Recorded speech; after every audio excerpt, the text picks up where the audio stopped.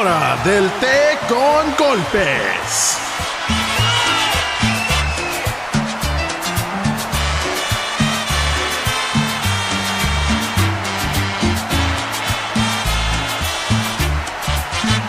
La arena estaba de bote en bote, la gente loca de la emoción. En el ring luchaban los cuatro rudos, ídolos de la afición. La arena El Cuervo Furioso, Justin García. El Oso, Jonathan Chávez. El más famoso del California, John Allen. el santo el cavernario, demonio el bulldog. Hora del té con golpes. Un aspecto sofisticado de la lucha. Hello, hello, hello, beautiful people. It is the tea time with Bodyslams, and today is the episode that we have put off for so long. John, I'm going to have you introduce it because you're the resident Mexican. Let's do this. Am I still from Chalupa, Mexico, you racist? Yeah. Go, Porno go. watching. Bienvenidos al tiempo de té con golpes. Aquí, bienvenidos, el Cuervo Furioso, Justin García. El Oso Grande, Jonathan Chávez. Y el más famoso del California, el John Allen. El Hola. John Allen. Hola. Hi. All right, so yeah, this is a special episode because we decided we can't cover Raw because, and we're going to talk about Lucha Libre style versus the American style and where we stand on the fence when it comes to the two very distinct, different wrestling styles. John, I want to put you on this first because you're just grinning with excitement. He has got the biggest ear-to-ear grin on his face, ladies and I gentlemen. have a giant shit-eating grin. What can I say? You know what? You start. Tell us what you think about which one works better for you. Favorite wrestlers? Go for it. I will go straight into it, saying that I am a huge Lucha Libre mark. Really? Okay. ¿Cómo se dice Mark en español? There's got to be a term Marco for it. Corleone. That's how you say Mark in Spanish? No, it's not. You piece of shit.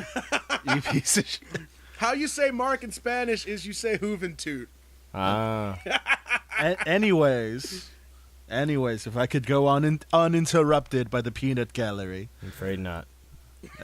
But go ahead and try. At least you're honest about it. Lucha Libre versus American style. Let's be honest. You never really hear the Mexican fans chant, "This is boring," at a Lucha Libre show. Did they say it in Spanish? No, they don't. How do you say this is boring in Spanish? Estamos aburridos. That's cool. Right? I'm going to say that at Raw next time. Yeah. Estamos burritos, huh? Yeah. I like that. I know a certain company that I might chant that at, but I'm going to leave that alone. Oh. Fuck you, TNA. Yeah, so I'm a really huge fan of Lucha Libre. All the old school stars, Mil Máscaras, El Santo, Blue Demon, and even some of the newer ones, their sons, of course, Blue Demon Jr., El Hijo del Santo, Dos Caras Jr., Místico. I'm a huge mark for this, and this is a subject near and dear to my heart. Especially when my mom was just like, American wrestling is too violent. Well, let's turn on Telemundo. Let's watch some real shit. I get you. But why do you think the Lucha Libre style itself is better than the American style? Because when you break it down, Lucha Libre is actually considered a martial art down in Mexico. It's essentially mixed martial arts with a lot more flash and flair to it. Oh, okay, I see. Yeah, because if there's one way you're going to win a fight, it's by doing a somersault into the dude. Yeah! Look, I'm a fan. I'll bite my tongue for a sec, but the one interjection I'll have here is, like, if you're going to call it MMA, come on. That's a bit of a stretch. Well, it beats kicking your opponent and breaking your own leg, Anderson Silva. All right, off the mic. Well, all right, that is a bit of an exaggeration, but you get what I'm saying. Lucha Libre is a lot more fast-paced, a lot more hard-hitting, and honestly, it's a lot more fun to watch a lot of the times. Like, name me a big promotion that had a really impressive match that wasn't Daniel Bryan, whose style is a mix of hard style from Japan and with a little bit of Lucha Libre thrown in. And some American style. Well, let's see. Off the top of my head, FU Dub Skybox Mania. I mean, there's a couple in there. Oh, God, John. Seriously. And the self-plugs commence. And the masturbation commences. Seriously. Absolutely. Wait, where's the Chris Benoit theme playing? I can't hear it yet. We're going to talk about that later. Call me a sellout if you want. You'd be right. We sold out. You sold out just like You The sold Rock. out. You sold out. You sold out. And that's why we could afford the T-shirts. Which, by the way, I do own. Good job. Which, did it still fit after the wash? I haven't washed it yet. They do, Neither yeah, have the I. first batch, if we can shoot for a second, yeah, they do shrink a little bit, so be careful with that. God damn it, make a double XL. This is the worst company ever. No Whoa. double XL shirts. We didn't know that we need Maldacito size for you, man. I'm sorry. Maldacito's at least the 4X. You know Yeah. that for a fact. Big guy. Okay, please, whoever is wanting to talk next, continue. You know what? John Allen, you always think that you're the spectacle of this show. I'm going to let you take next one. Well, I'm main eventing this bitch. I guess let me start by saying that I'm clearly a fan of both. And I hear and acknowledge everything that Mr. Chavez is saying, and I agree with probably a good 50% of it. I think a lot of it comes down to nature versus nurture. A lot of this is nurture. So Jonathan, I mean, I know you grew up in California. I'd have to be a dummy to not remember that. But you kind of wouldn't you agree that a lot of it comes down to, like, as far as which style you prefer, it's simply the culture in which you grew up. Obviously, I grew up in San Diego in the Point Loma-ish area. So my first exposure to pro wrestling was the WrestleMania type WWF at the time.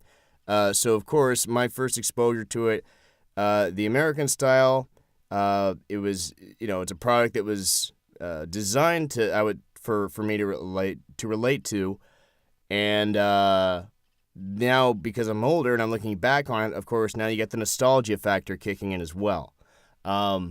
So I like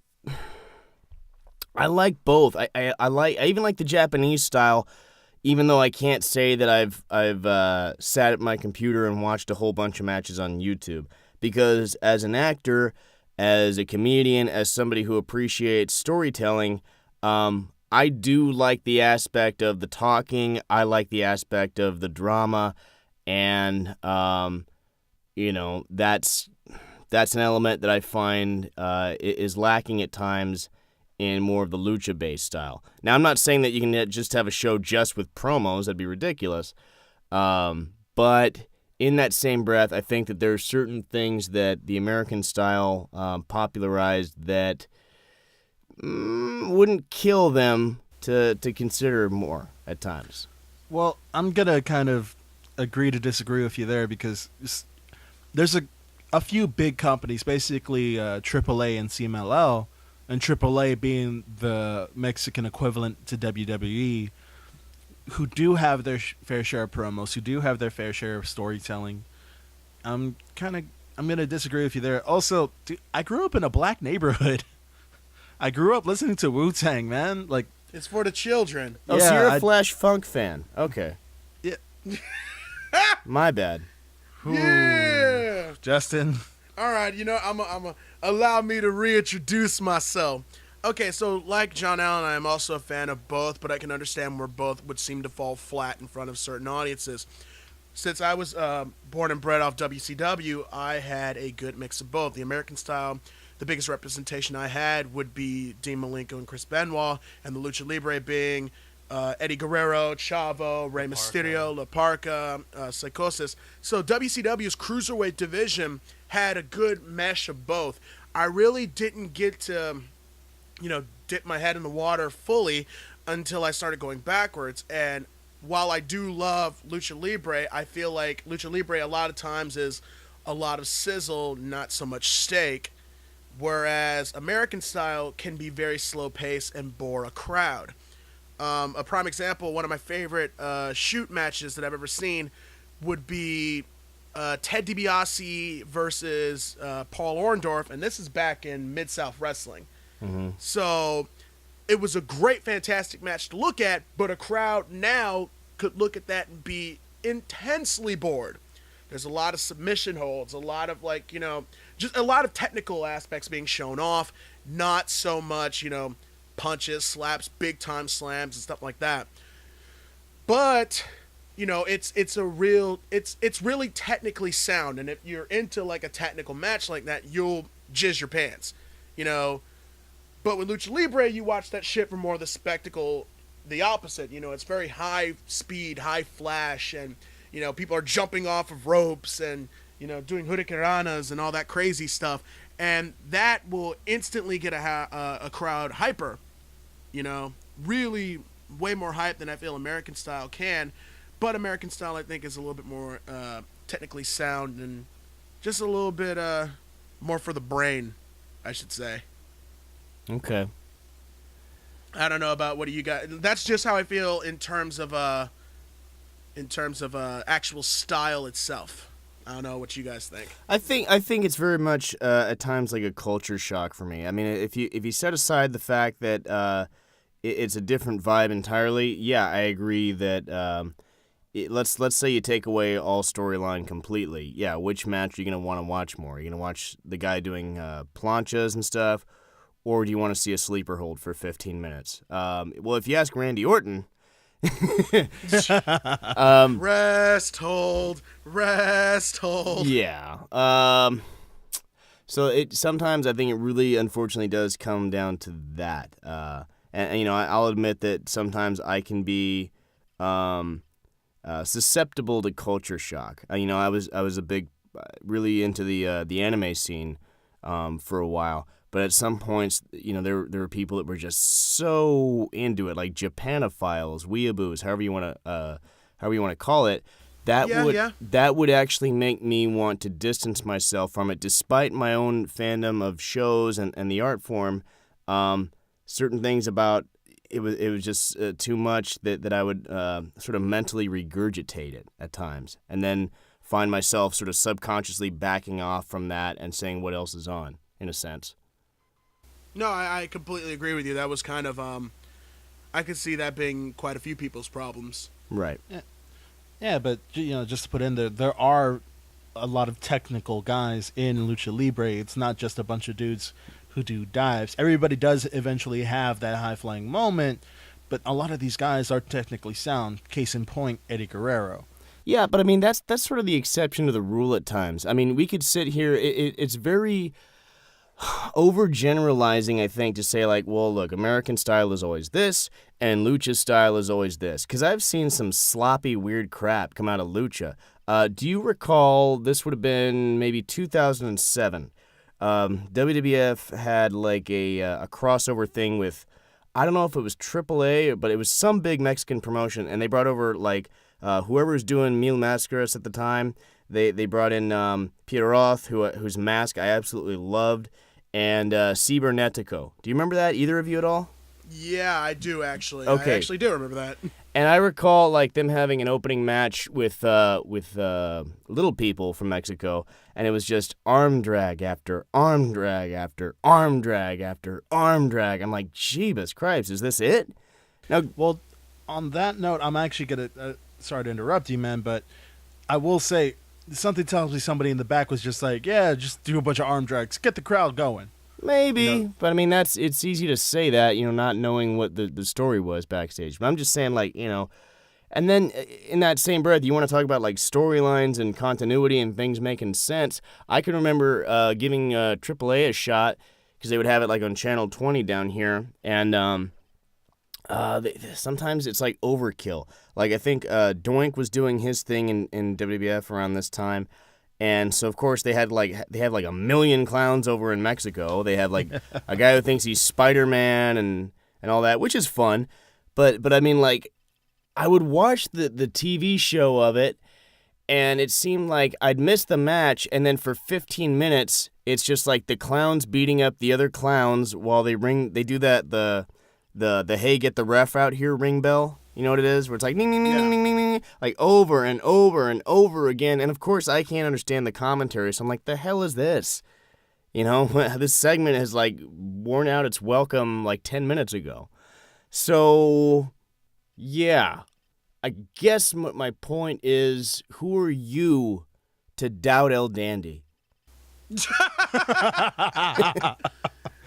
always comes back to El Dandy, doesn't it? It has to. It has to. The master of the hip toss. Damn it all. Yep. What is that meme where it's like, El Dandy, your argument is invalid? But oh God. Yeah, I'll raise you an El Dandy, and I'll say, Sin Cara wishes you a happy Valentine's Day on St. Patrick's Day. The only man who can botch a Valentine's Day card. Now, I raise your Valentine's Day card, and I bring back the primetime players with "This is Houston, I mean Austin." Oh, man. nobody remembers that. I do, and Botchamania does, and Pepperidge Farm remembers. Pepperidge Farm remembers. No, but what I was gonna say was, I think that this is really kind of revolves around the crowd, and I know you're absolutely right in saying, you know, it'd be unfair to generalize either, but I think with audiences today, the appreciation of both of them is a little underwhelming. You couldn't have like a strict shoot style match now. No, you know, in WWE. and when you do see it, we become so accustomed to the theatricalness of it that, you know, we talked about this, I think, last time you guys were down here, that UFC fights, when they just turn into this ground and pound where you're just grinding into the guy against a cage for like 5 minutes till the refs finally says, all right, break it up because he ain't doing nothing. You know, it bores you, and that's why they went ahead, and it's I'm sure one of the factors into why they went into doing a more theatrical performance rather than just replicating a shoot fight. Right, and the same thing can be applied to Lucha Libre. I think audiences will eventually become a little bit bored. Numb, maybe? Yeah, maybe. I think that's the right word, numb. See, it's a factor of oversaturation, and I understand your guys' points, but both American and Lucha Libre styles borrow from each other time to time, you know? Sure. I mean, you wouldn't have the cruiserweights, you wouldn't have divisions in either WWE or WCW without, you know, some influence from down the border. I mean, you wouldn't have people interested. Remember when Shawn Michaels and Marty Jannetty first came out? No. Yes. And a lot of guys, you know, were kind of dubious. Wait. And when they first came out in AWA or when they first came out in WWF? WWF. Okay. A lot of the crowd was just like, oh, okay, you know, it's just two small guys. These are nothing special. And they're doing more high-flying stuff, you know, double arm drags and whatnot, double drop kicks, you know, showing the crowd that something more fast-paced can be very, very enjoyable. Well, they weren't the first group to do that, I think. Well, actually, you know, correct me if I'm wrong. Did they come out before the Can-Am Connection? I'm not 100% sure. John Allen, did they come out before the Can-Am Connection? Oh, man. I'd have to check on that one. Remind me who's in Can-Am again? What was it? Rick Martel and, shit. Oh, Tito? Yeah. That's was it Tito? That's Strike Force. That's Strike Force. God damn it. All right, John, computer, go. Can-Am Connection. while we try and save this. FU Dub t-shirts are still available online at www.fans.com. It's Can-Am with a C, god damn it, John. Canned ham is now available at Walgreens. If you bring in a coupon, we will honor the coupon. Okay, I was right. It's Rick Martel and Tom Zenk. Tom Zenk, the Z-Man. And they debuted in 1986 and disbanded the following year. Okay. But did they come out? I want to say they came out before, you know, Shawn Michaels and Marty Jannetty did their thing. But yeah, they also showed that wrestling could be a little bit more fast-paced and, you know, yada, yada, yada. I just think that the industry is so used to bigger guys, and that's right. even I reflecting think, today. Yeah, at the time, it was like, hey, anything that's different. And at the time... Oh, God, they came out before the Can-Am Connection. Wow. Yes, they did. So when they first come out and, you know, the crowd's just like, okay, well, this can be interesting. Over there in Mexico, a lot more innovative moves are being shown, but also they're showing that bigger guys can be used as well. Case in point, when you look at Mexico and you look at guys like Dos Caras Jr. and Dr. Wagner, while they're small by American standards, these are tough, strong men down in Mexico, so they're doing more power-based moves. So, Right. both styles do borrow from each other because, the business has to change.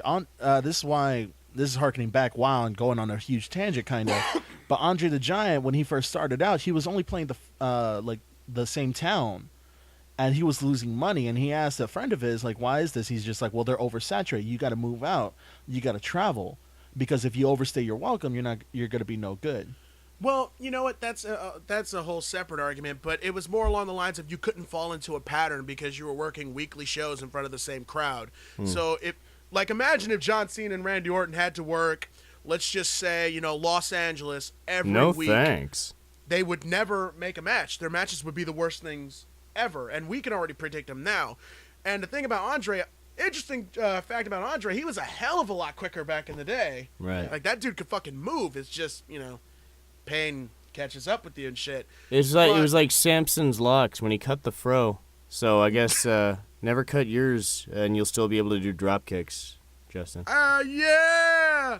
Take that, SoCal! I'm not cutting my hair! Not doing it! So speaking of lucha heels, Yeah. I don't know, guys. Which style produces the better heels to you? I know I've had a lot more experience with lucha heels, but here's the thing: I'm still gonna kind of go towards America.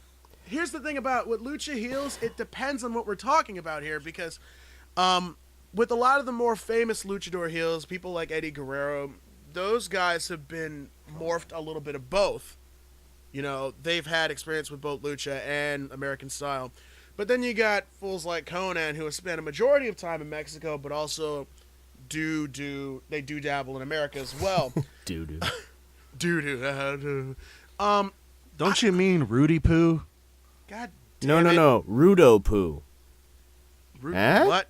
Rudo. Okay, hey, that was good. Thank you. John Allen, you're not such a puto after all. No, I'm getting better. Why did I sign up for this fucking podcast? I'll never because I have high charisma. I don't fucking know. Okay. I'm gonna bring back to the point. So when you were talking about heels and shit, the thing about, especially with AAA, it's one of those things where I don't know if so much they put out better heels or if they put out guys who are just what the fuck. Like, only in Mexico will you see a match where La Parka fights Beelzebub, and you're rooting for Beelzebub or La Parka because both of them are faces, or technicos as they're called. So I don't know. Thank you for using the right term. Yeah. So I don't know if they necessarily put out better ones, but I think the good thing that Mexico has is they're not so much limited, by what's offensive, what's not offensive, what'll hurt people's feelings, what will hurt people's feelings. Oh no, you can get away with a lot more down there, definitely. Yeah, which I think is, not to it's to people like the WWE's detriment. Oh yeah, if you go down there, for God's sakes, in a company, an actual heel in a company down in Mexico is Jason Voorhees and his tag team partner Leatherface. Those are actual heels in Mexico. Which, on the one hand is as a, to the casual fan who's just looking for an interesting spectacle, it's like, the hell is this? This is amazing. You got Jason Voorhees fighting Freddy Krueger but it does push the suspension of disbelief just a little bit when you see stuff like that. But I will give them credit to be able to. They at least get enough credit to say that they've been able to use the gimmicks better than America has, because, prime example, ECW the Zombie. How did that go over? Yeah, but that was designed to be a joke. You want to talk about right? But you could use that gimmick in Mexico and it'll totally pan out. But it depends on what you allow to let work. I mean, shoot, I'm gonna remind you that there was another wrestling zombie out there. You might have heard of him. I think it was called the Undertaker.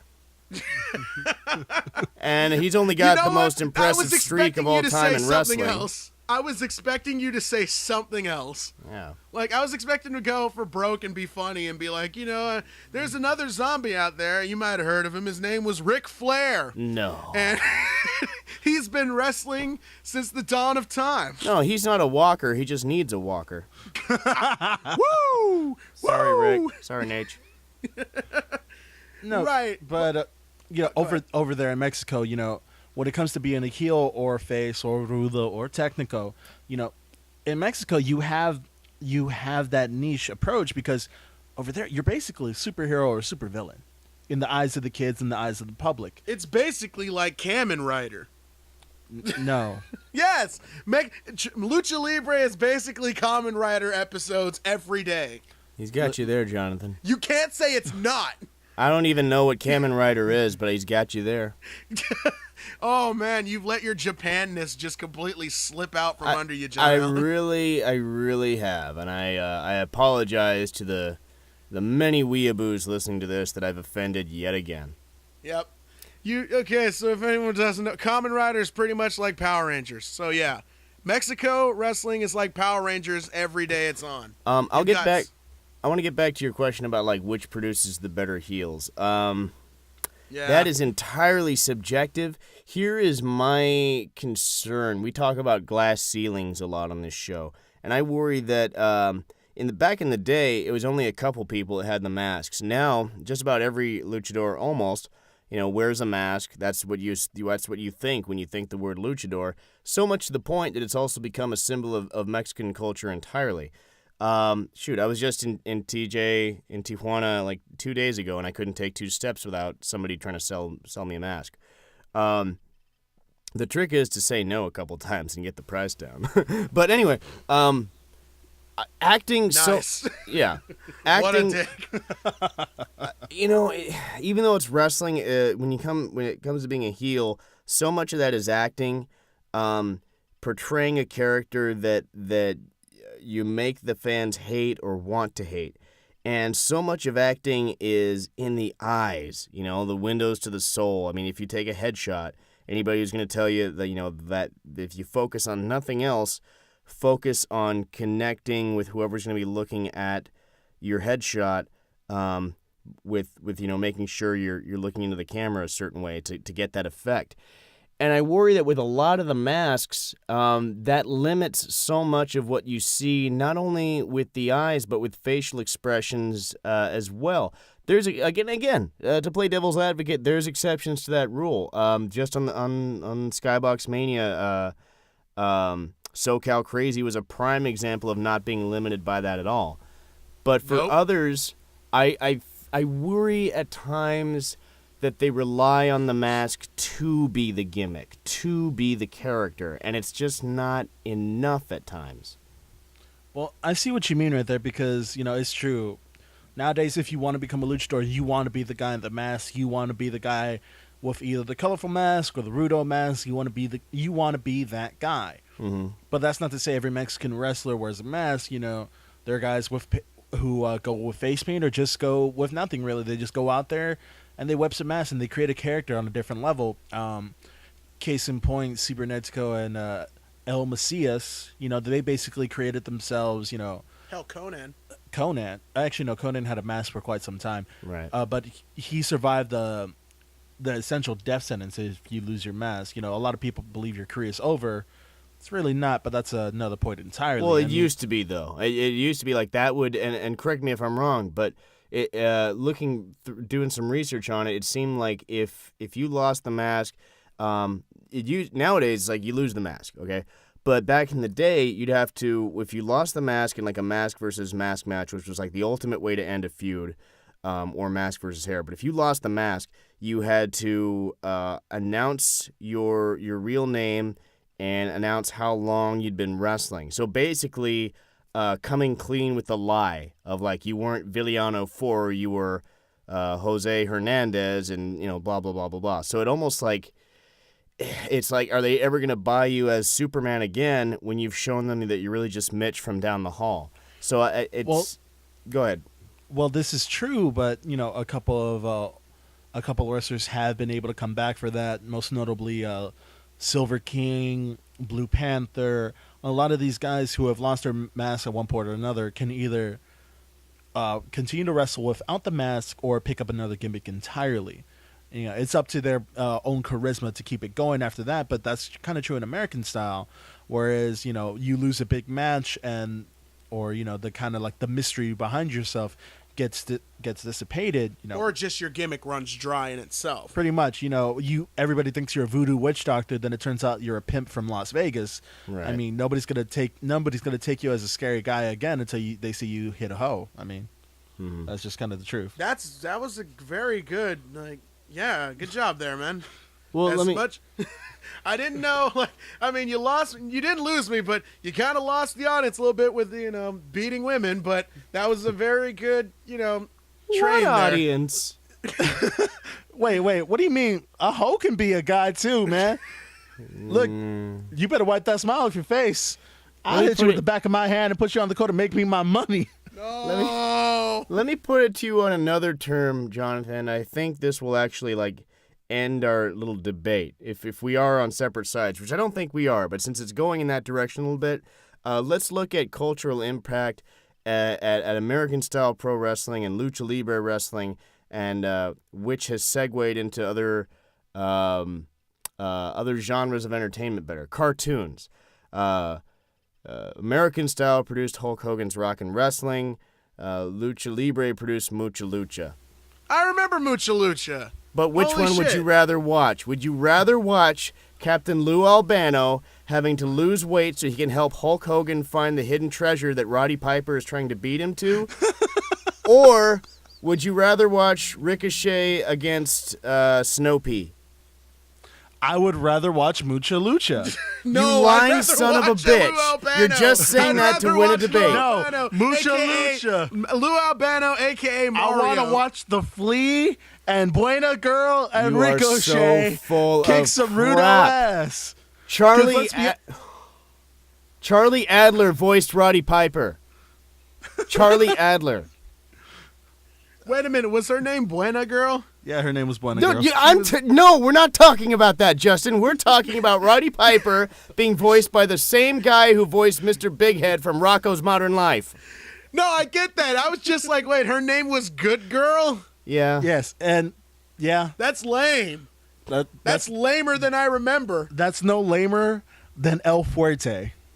That's video games, and yeah, That's no Although- lamer than El Fuerte or El Al- Blaze. that's Although- a video game as well. I will say that I love Scott McNeil as Senor Hasbina, but only because I love Scott McNeil. You think you can stop Scott McNeil? I mean, Ken. Lucha-licious, class. You know you love it. Senor has been. You Yeah. know you love it, John Allen. You I know wanted you to love it. You know what? I was buddies. When that show came out, I was very good friends with somebody who'd been doing lucha in Mexico for a couple of years. And, he was studying voiceover with me. The plan was, to do other things with that. And I remember, he was so disappointed by it. I was like, Mark, dude, you should love Mucha Lucha, man. He's like, I wanted to. He's like, it wasn't Lucha, man. It was just like he transforms into a can of ham and slams into the other guy, and that's every episode. It's the truth. Because here's the thing. That's with- how Lucha Libre works in Mexico. Didn't Right? you go to Mexico, John? Beelzebub fights the world, turns into a can of ham, and stings you with his pitchfork. You're a disgrace. You really are, Justin. El Rey. I'm not happy with you right now. What? Not even. Hilarity ensued when the Iron Sheik needed Bobby the Brain Heenan to teach him to drive because Nikolai Volkov kept crashing into things. Hey, hilarity ensued when Rey Mysterio voiced himself and joined Ricochet in the battle against Evil. Okay. No, I kind of like the whole him learning how to drive. I'm just imagining Iron Sheik in like a driver's class going, fucking bullshit. Oh, let's it's be honest, so great. It's so Triple great A. because you couldn't quite make out what he was saying, so he's warning Nikolai of the things they're gonna crash into. He's like, Nikolai, look out for that bitch. He's saying bench, but it obviously sounds like bitch. And then you got Nikolai going what the bitch, Comrade Sheik? You're a disgrace, maggot. No, but it's not like that's the only Lucha Libre cartoon. There has been others. Really? Yes, they don't air in America because there's no real audience for it. Every time America, like Lucha Libre, is trying to breach over to American audiences, it usually falls flat because it's either too cartoony or it's just managed poorly. Case in point, anytime MTV has tried to do wrestling, whether it be American or Lucha based, it's failed. Okay, Jonathan, how about this? Forget cartoons for a second. That's kid stuff. Let's talk movies. We got Nacho Libre and we got The Wrestler. Hey, which one was nominated for an Oscar? Now wait a minute. Even I gotta step in and say that's not fair. That's really not. Oh, it's absolutely fair. Hey, let's be honest. Which country had blaxploitation? America. Which country had lucha exploitation? Mexico. Guess which one was more offensive? That's not what we're debating, sir. Even I have to look at you and go, wait, what? Yeah. Yes. What? I know we are the masters the of Lucha getting Libre off movie topics. with El Santo versus the Mummy. What? Is the same equivalent as a spaghetti western here in the States? Wait a minute. We back up. He brought up movies. No, let us Yeah, rewind I for a did. second. Okay, if we're gonna compare The Wrestler, let us actually get a real lucha movie that's not a comedy. They don't exist. Do they not exist, John? No. Jonathan, you said that you used to watch them with your mom as a kid. They were all in black and white. They're all comedies. Oh, They're See? all Yeah, comedies, because it's like, hey- romantic comedies, action comedies. There were very few horror ones, but those were usually pretty funny unintentionally. Unintentionally, though, is the key words. It's like, hey, Mil Mascaras has to save the world from zombies. That And was he's an going actual to do movie. it with an elbow drop. That was an actual movie. It was. Of course, what now have we got I ready. signed up for? I mean- this was your topic idea, John, and now it's getting dumber and dumber. Wait, which John? You, John, the one Yeah. I'm looking at. The Latin heartthrob John? Yes. Yeah. The Latin sex machine John? No. Yeah. Oh, okay, you know what? Back up. All right, I just You're right, want to, you're right. case in point, the only case in point I can make right now, because it seems that I am the middleman of these two people, and I kind of saw this coming anyway. I will say that both styles, while they have their places, are very underutilized in, mainstream WWE. We don't have any really good shoot wrestlers anymore ever since, departure of people like Kurt Angle and the, others. I knew what he was going to say, but he didn't. Thank you. Come on. I mean, Wait, were you going to say Benoit? No, he was going to say CM Punk. That's what he was going to say. Yeah, let's go with Yeah. that. And, aside from Rey Mysterio, we don't have any authentic Lucha Libre guys anymore. Chavo is gone to TNA and nobody cared. Eddie died and Rey Mysterio has no kneecaps and Sin Cara failed. So, I think that in mainstream wrestling media, we can afford to have a little bit, both showcased a little bit more. I think that we can still have, like you said, you're very interested in the storytelling aspect. I think that we can have good storytelling with both being presented, but unfortunately, it doesn't look like we're going to have that, specifically in the WWE. We don't have the cruiserweight belt anymore. Shoot wrestling is it's a dead art form. You don't have your Iron Sheiks. You don't have guys like that anymore. And, it's kind of sad to me because I enjoy both styles so much. And I also feel like audiences, specifically since, let's just call it for what it is. WWE's marketing to kids. Kids, don't find that shit interesting or they get numbed really fast.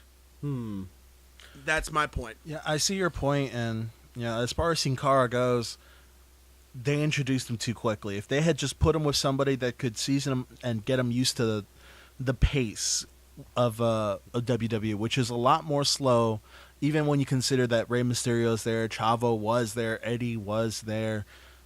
Even though you consider that they were there, What about the Mexicools? while Super Crazy was there, you shut your fucking horn mouth. It is very easy for one of these guys to get lost in the shuffle if they don't know Not the a pace that Hoovy they're supposed fan. to be going to. Is Jonathan, I guess. Hoovy's kind of a dick. Well, Yeah. let's see. What else? What's That- another way that- I can put this for you? So Also, WWE needs to stop trying to take everybody's masks off. There, I said it. Actually, yeah, that is true. Here's something I was going to ask Jonathan. Do you think that a part of Sin Cara, like, you know, the Mystico Sin Cara, do you think a part of him having the troubles he did in WWE was, like, I remember when he first came out, the note I remember seeing from fans was that some of them felt he was overproduced. Like, didn't they used to keep the mood lighting on even during his match? Yeah, they would. I think WWE was banking too much on the cultural aspect of him bringing in more of a Latino audience. But here's the thing. While we do go into the pageantry and it is a huge part of the culture, that's why I never had the bubble burst like WWE had earlier on in the 2000s. We don't have the mood lighting. Sure, there's lights out matches, but those are usually very gimmicky and used seldomly. They brought him into early, put him into early feuds with nobody that really mattered, and any potential heat that he might have had, they always ended too quickly. If they had just put him with somebody right to season him, to get him used to the pace, they could have had a huge megastar on their hands, because that's what he is in Mexico and Japan, a megastar. Right, He brings they crowds. They still do. They just found a guy who doesn't get injured every darn time. Right, and I also want to call it for what it was. He also botched way too often. Oh, I'm not going to deny that, but I will attribute to some of that to the pace, but also a lot of that to him not just being used to it. I mean, the rings are a different size. Rings are a different size. He's going against guys who are more used to that he's used to working with. Never learned English. I'm sure that was, a pain in the butt. True enough, but then again, that's what managers are for. Put them. No. I'm not even talking promos right now. I'm talking about working out your match with your opponent and calling spots during the match. Wow, he never really did learn English. I mean, shoot. No, I mean, one of the we've talked in the last two shows that we've done. We've talked about how you can have a great hardcore match. That Matt Twisted was a great example of this. How the match he had with TJ Boy, there was a bit of a language barrier, and it was what it was. Whereas you have him against somebody who's a much larger guy, and you'd think that maybe they can't gel as well, but because they had the exact opposite, where not only did they speak the same language, but they're good friends, the chemistry was that much better. Whereas if they hadn't been able to understand each other, who knows? True enough. This is actually a very valid point, and it's sad to say. I win. No, you don't. This match is scheduled for a draw. No What? contest. You want 5 more minutes? Yeah! Well, you can forget it. Boo! We can go hair versus hair if you want. No. man. We're gonna go. Don't have to do. It's gonna go crazy. It's a friendly chat. That's what it is.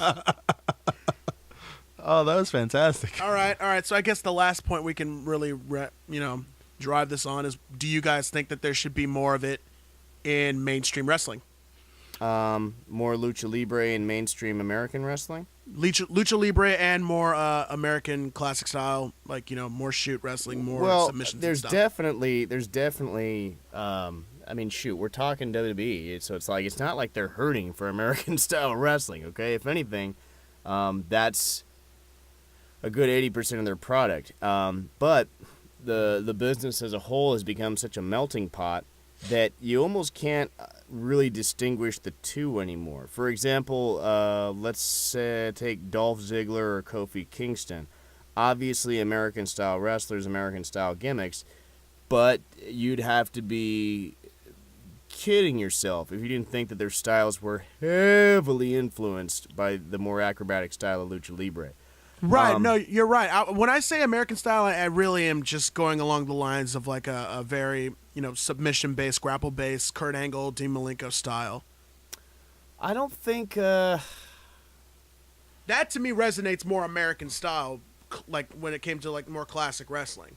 Like, are we ever going to see, like, the shooter badass, like, Taz come back, that sort of thing, you mean? Yeah. Oh, God, yes. Well, technically speaking, they had that with Brodus Clay, but then they turned him into the Funkasaurus. I think it's hard to get people to pop for submissions sometimes like they used to, because and it might be one of the reasons that they're marketing to kids in the way they do is because kids don't know any better. Whereas Jonathan and I, we both had training to an extent, so we know that you can how to put this. You can gimmick a submission a lot easier than you can a power bomb, shall we say. So, yeah, there's always going to be room for the badass. It's just to come back and just, take no prisoners. And we see that coming from, the largest member of the Shield right now with, the Superman punch. And he's more about like, man of few words. He'd rather just kick the crap out of you. And I think there's always going to be a talented luchador that'll come down the pike. Look, if they think they can sell tickets with you and that you can work, at a certain point, you'll at least get the chance, if not a contract. Okay, so then, Jonathan, I know that we're talking about something that's kind of like hard to define because it's a little bit abstract and maybe even a bit vague.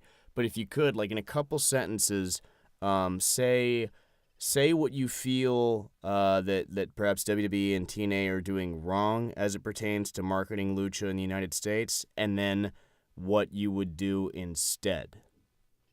They're basically playing these guys up as, well, kind of just like the race cards, either making them the Mexicools or Alberto Del Rio. They're not really promoting them correctly as, these guys who live the life of the masked wrestler and want to be taken seriously.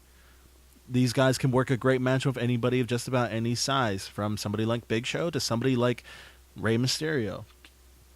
I honestly just don't think that they're managed correctly and brought in at the right times. You can't bring in a Sin Cara just because you're about to do a Mexican tour.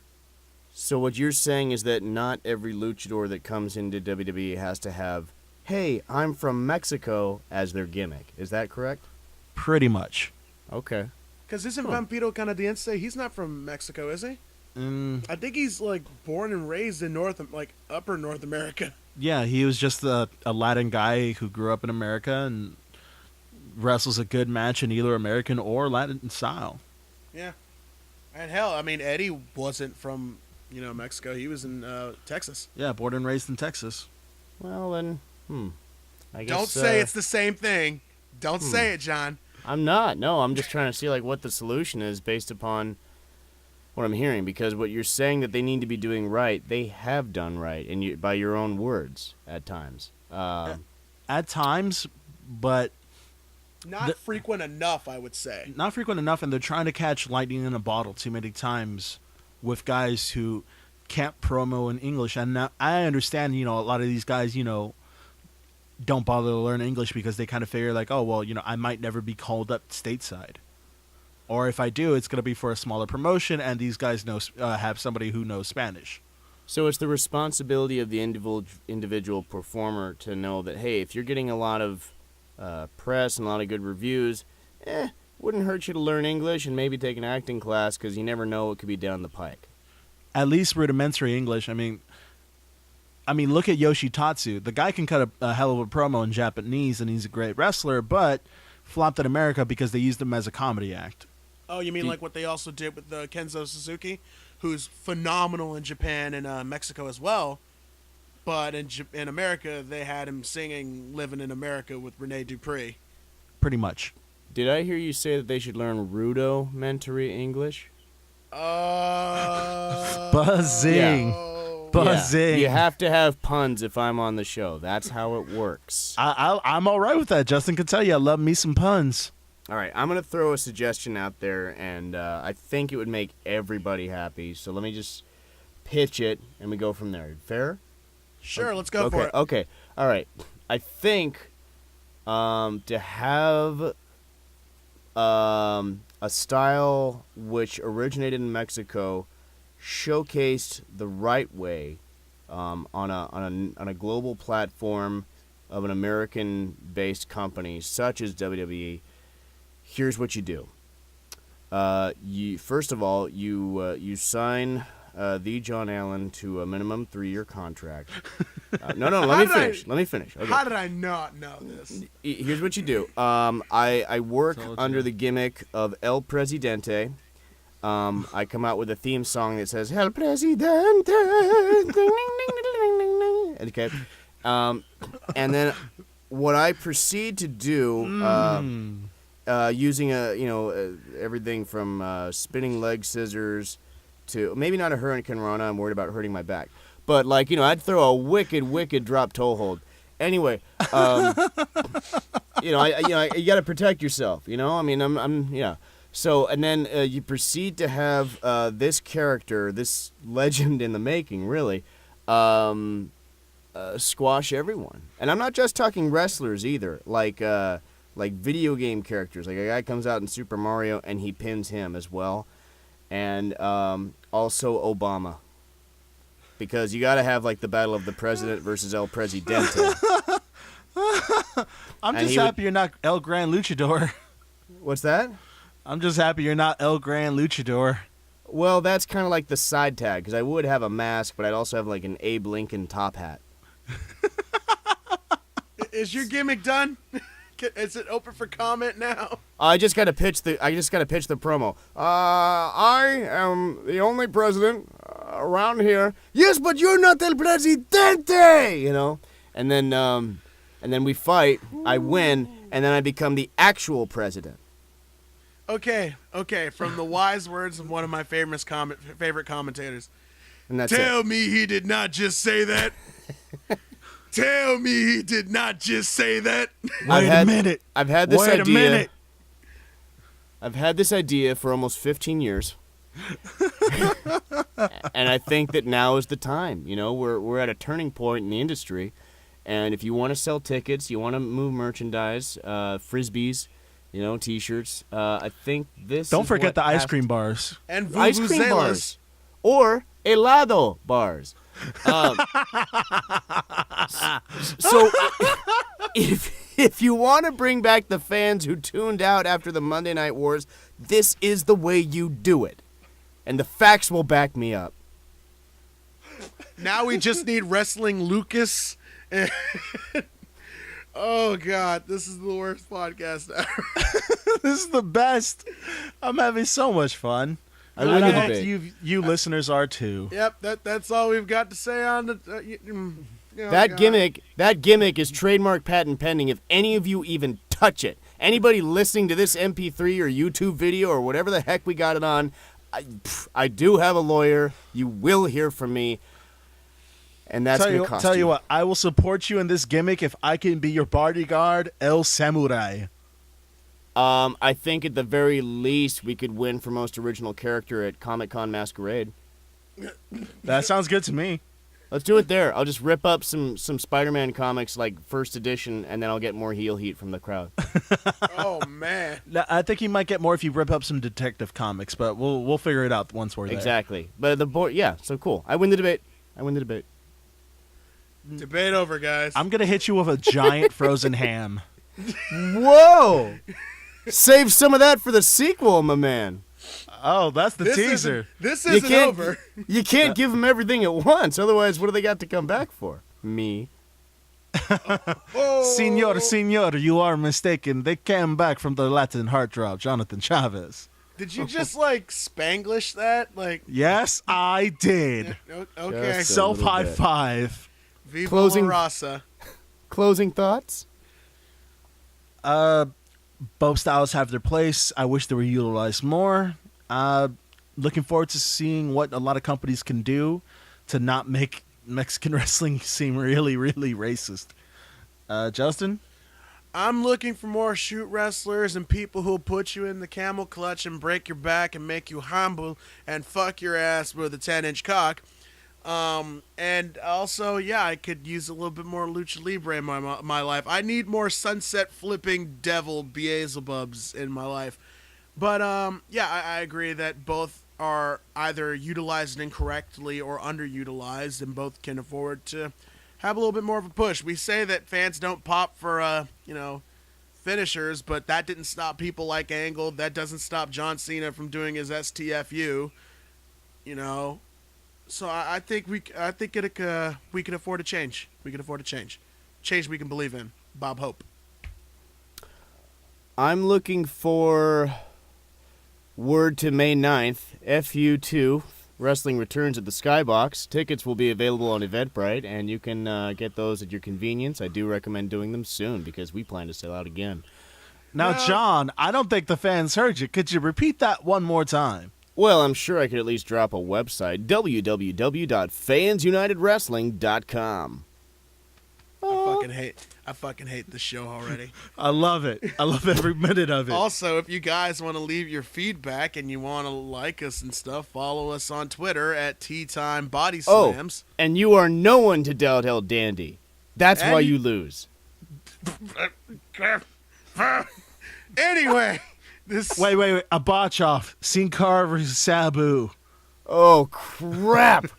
No one has the health insurance for that. Thanks, Obama. They will die. They will both spontaneously, explode the venue. Thousands of fans incinerated. Unicron-style carnage. Good night, everybody. You guys have a fantastic evening. Wait a minute. Buenas noches. Are you gonna send us out in Spanish? Please.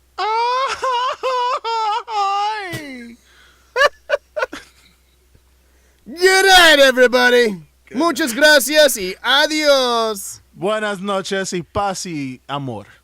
Viva la raza! Dun, dun, dun, dun, dun, dun, dun. USA! USA! Mexico. SoCal. He sells chicle. Clap, clap, clap, clap, clap. He sells chicle.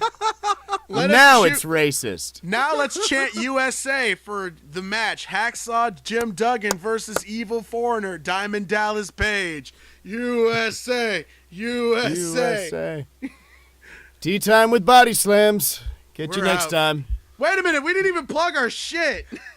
Oh, go ahead. Like us on Facebook at Tea Time with Body Slams. Follow us on Twitter at Tea Time Body Slams.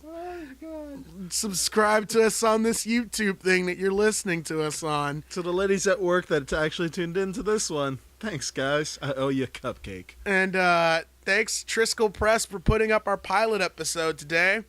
John Allen, if you have a moment, you should check out what they used for the title picture. What? It's great. They had a cover picture for our pilot episode. Episode 1, 5 episodes ago. They finally posted up on their site. Oh, I will check it out. And what's the URL to that website? www.triskelpress.com, I think. Nice. You should spell that, because I don't even know how Triskel is spelled. Oh, in this okay. case. I can spell it right now. www.triskele press.com. I'm glad we did that. Yeah. So, bye, everybody. I know I'm happy. Good night, Night. everyone. Bye-bye.